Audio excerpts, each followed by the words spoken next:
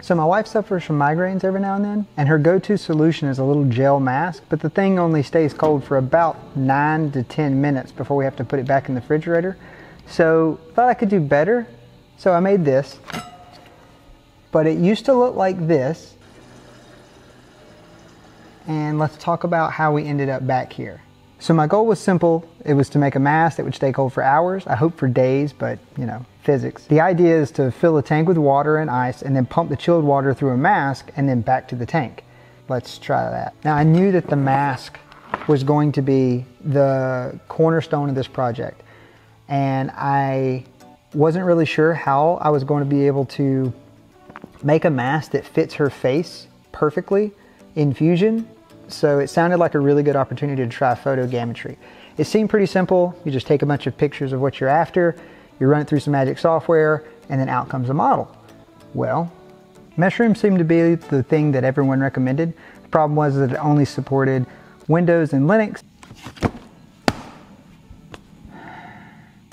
and you needed a CUDA capable card to really do the heavy processing.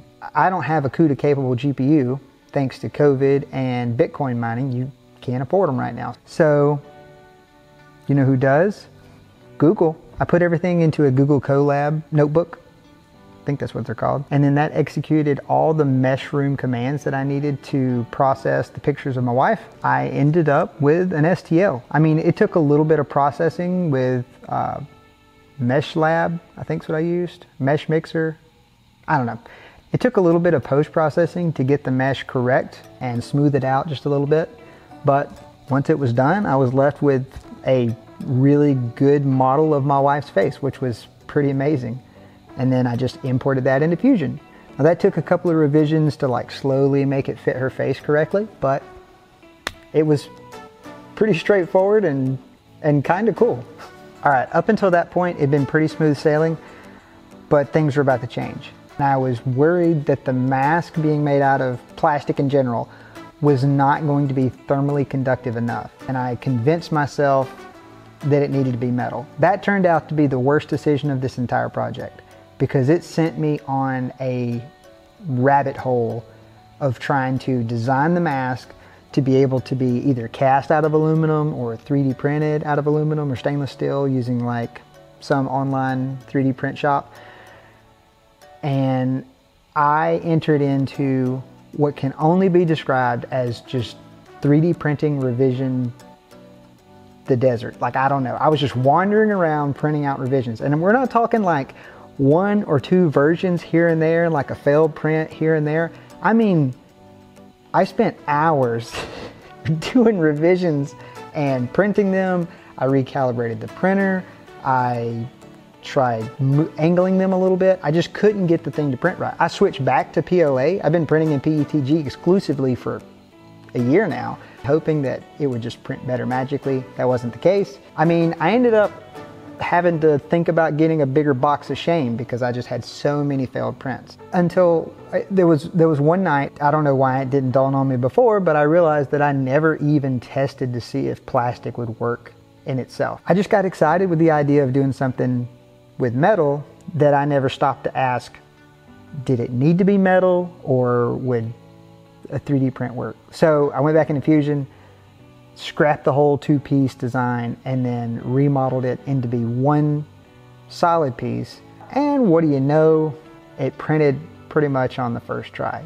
So while I was filling up my box of shame, each one of those prints took about 3 hours. I had a lot of times. I started adding PID controlled water pumps and temperature sensors all over the place. Like I had a sensor for the tank and I had a sensor for one side of the mask for the intake and one side for the exhaust. I did all the math to calculate how many BTUs I was pulling out of my wife's face.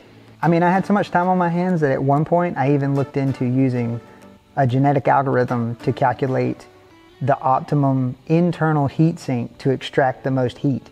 And I actually got it to work, but it took 15 minutes to test one heatsink, and it would take millions, probably billions of iterations for it to work. So both of us would be dead before it ever made any real progress. So that idea is for later.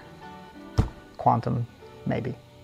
The last part was to take my schematic and then wire it all up. So now we're to the point where we need to test it for leaks.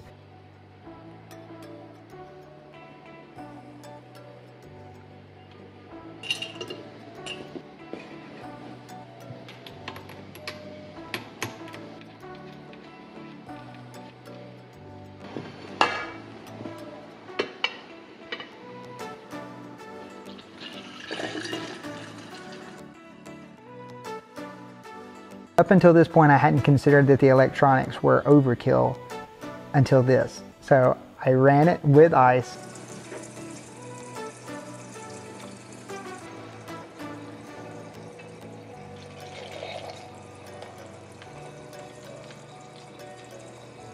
(55 degrees Fahrenheit), about 10 degrees. And it was perfect. It hit the exact temperature that my wife liked her gel mask to be and held there. It didn't get too hot. I mean, obviously it didn't get hot. It did not get too cold. It's probably a good idea I didn't make it out of metal because it would have been just too cold to bear. But the worst part, none of the really fancy stuff that I had incorporated into the electronics was even powered on. I had it straight wired and the thing worked perfectly. All I really needed was a battery, a switch, and a pump. I should have made a prototype from the get-go because this would have been maybe, I don't know, a weekend project instead of 2 months worth of work. It's a little frustrating, but that's my gift to you. Take the time to make a prototype and save yourself this hassle. But my wife likes it. You got me in like the tightest position. It says that it's 4 degrees on the intake and 5 degrees on the exhaust. And Only then warming it out once. Well, I might as well finish it. So I got rid of the brass fittings because they leaked anyways. The temperature sensors had to go because they didn't really tell you anything. They just told you that the water temperature was cold. Added some straps to strap it to her face and then cut the bottom of the clamp off the tube because we didn't need any of the fancy electronics.